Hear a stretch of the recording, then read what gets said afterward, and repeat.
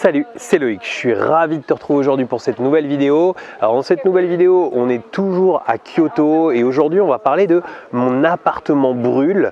Qu'est-ce que ça donne? C'est-à-dire que si pendant le compromis, ton appartement il prend feu, et ben qu'est-ce que ça donne? Tu vas voir que c'est quelque chose de plutôt, qui peut s'avérer éventuellement intéressant. On détaille tout ça dans cette vidéo.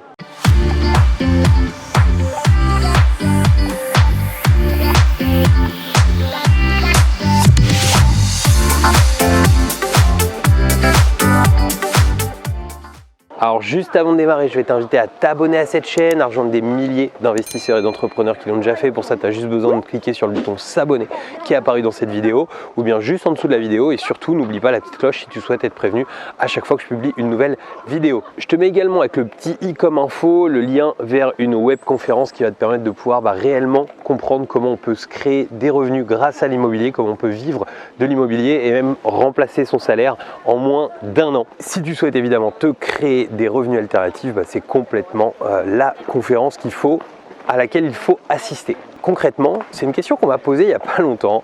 Alors, c'était pas avec le fait que ça brûle, mais je pense que le fait que ça brûle, moi, ça m'est jamais arrivé d'avoir un appartement ou un immeuble que j'achète et qui prenne feu pendant le compromis.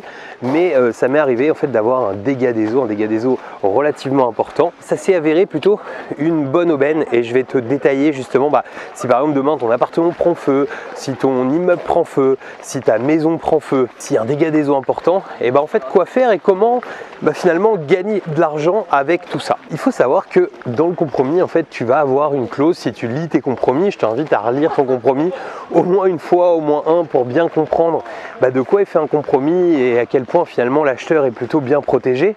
Alors il y a beaucoup de gens qui critiquent et je suis le premier, c'est vrai que les compromis sont un petit peu longs en France. Alors, en général, c'est à peu près 3 mois qu'il faut attendre. Parce qu'il y a une rédaction spécifique, il y a tout un tas de choses spécifiques et tu as plein de pays comme si, je sais pas, demain tu vas acheter dans les pays de l'Est, tu vas voir en quelques jours, si tu as le cash, tu peux être propriétaire. C'est complètement impossible en France, même si tu achètes sans conditions suspensives, même si tu achètes cash, tu verras qu'en France, c'est pas du tout possible de faire comme ça et d'être aussi rapide en fait, tout simplement. Mais parce que justement, il y a tout un tas de protections qui existent. Et justement la partie s'il se passe quelque chose pendant le compromis, ça va vraiment faire changer les choses. Et comme il se passe du temps, tu vas voir que c'est des choses qui peuvent peut-être arriver un jour. Donc pas hésiter en fait à en parler. C'est important que tu saches à quoi s'attendre en fait pour ce genre de choses. Imaginons demain tu signes un compromis pour une maison par exemple.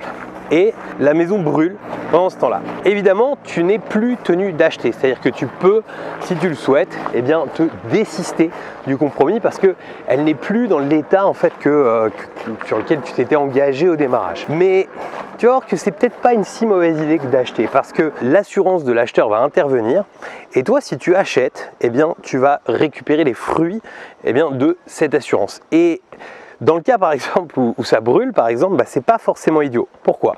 Parce que tu te retrouves en fait avec un bien qui va être reconstruit en fait par l'assurance. Alors je fais super gaffe, je te fais voir, parce qu'on est dans une forêt. Ils ont vraiment un problème au Japon avec les escaliers.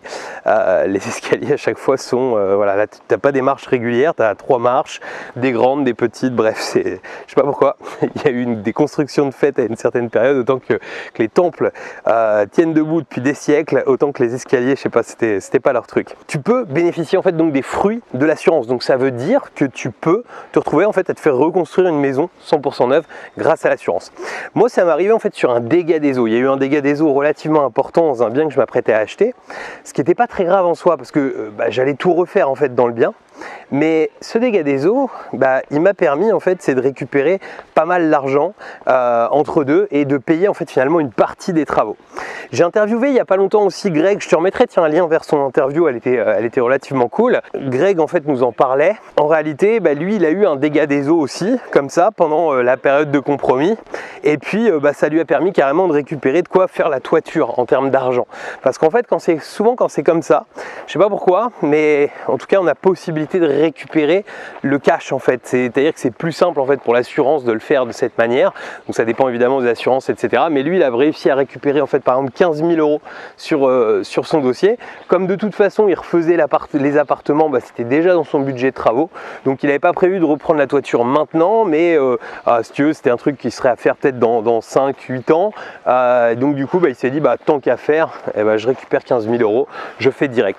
Donc tu vois l'intérêt en fait, si ton bien brûle ou si ton bien prend l'eau, etc. pendant le compromis, si les assurances ont bien fonctionné, ça vaut peut-être pas le coup de dire j'abandonne tout, ça vaut peut-être le coup de dire moi je vais acheter quand même, et à ce moment-là je t'inviterai vraiment à bien étudier les choses. Voilà, c'était un petit focus sur ça. Moi je vais continuer, on est à côté de la forêt de bambou, tu l'as pas trop vu parce qu'en fait là on est dans une deuxième partie dans des jardins qu'ils ont réalisés ici. En tout cas j'espère que cette vidéo te permettra de relativiser les choses. C'est toujours ça en immobilier, les mauvaises nouvelles en sont pas toujours, et voilà, si tu achètes un bien demain et qui prend feu, tu verras que c'est pas une si mauvaise nouvelle que ça. D'ailleurs n'hésite pas à me mettre dans les commentaires si toi aussi tu as eu des soucis pendant le compromis comme ça qui t'ont permis de pouvoir gagner de l'argent en fait tout simplement sur ton opération. Ce sera vraiment un plaisir de nous partager ça. Pour te remercier d'avoir suivi cette vidéo jusqu'à la fin, je vais te mettre un lien vers une webconférence qui va te permettre de réellement comprendre comment on peut gagner de l'argent grâce à la location courte durée, et ce de manière automatique. Je vais te mettre aussi un lien pour pouvoir t'abonner à cette chaîne et un lien vers la playlist Les conseils immobiliers. Je te dis à très bientôt pour de nouvelles vidéos. Ciao!